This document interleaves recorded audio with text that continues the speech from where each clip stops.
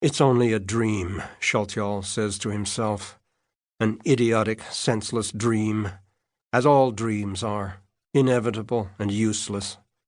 Sometimes we dream because we are anxious and because we don't understand. I am walking in the mountains, in the midst of a crowd. I am moving forward with slow steps.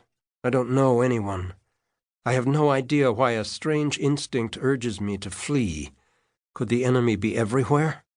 I ask one person, then another, "What are we doing here?" A bearded old man replies, "It's you I'm looking for." He vanishes.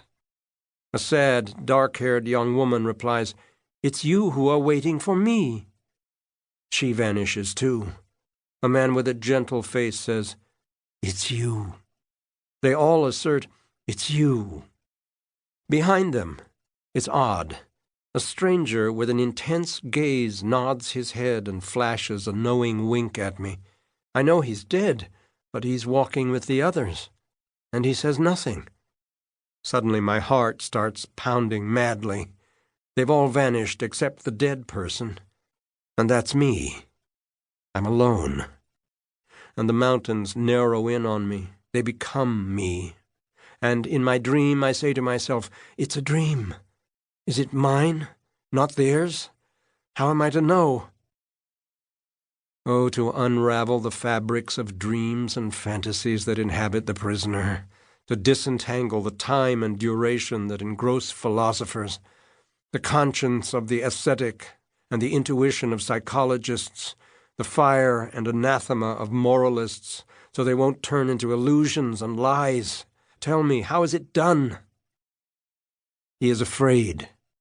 If he shuts his eyes, he plunges back into an unreal universe with people alive or dead.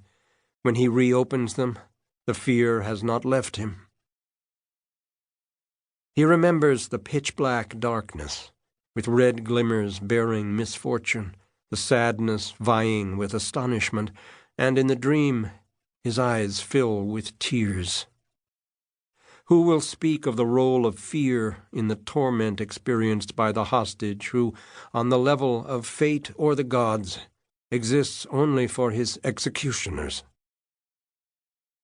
This tragedy, the very first of its kind, took place in 1975.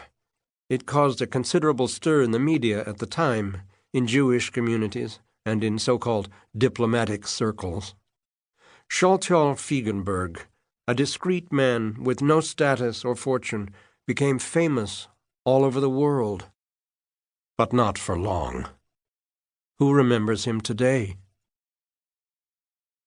The buzzing in the ears, the taste of ash, the turmoil in my chest, the knot in my throat, the heart-rending feelings and thoughts.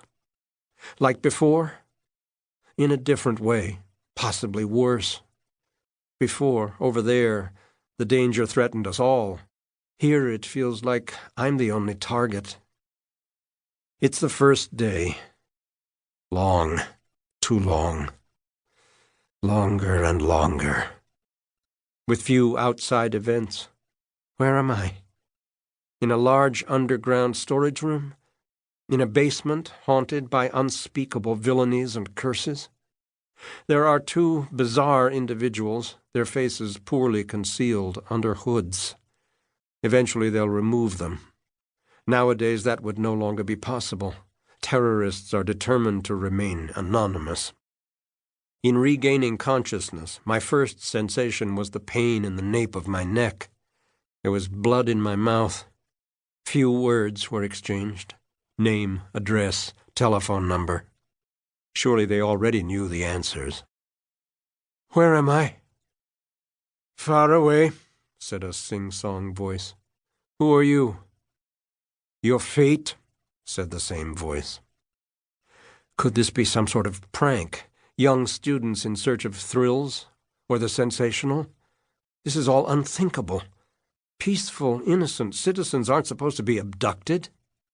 They're making a mistake, Shaltiel said to himself. They think I'm someone else. That's the only possible explanation. They think I'm lying to them. That I'm not me, but one of their enemies.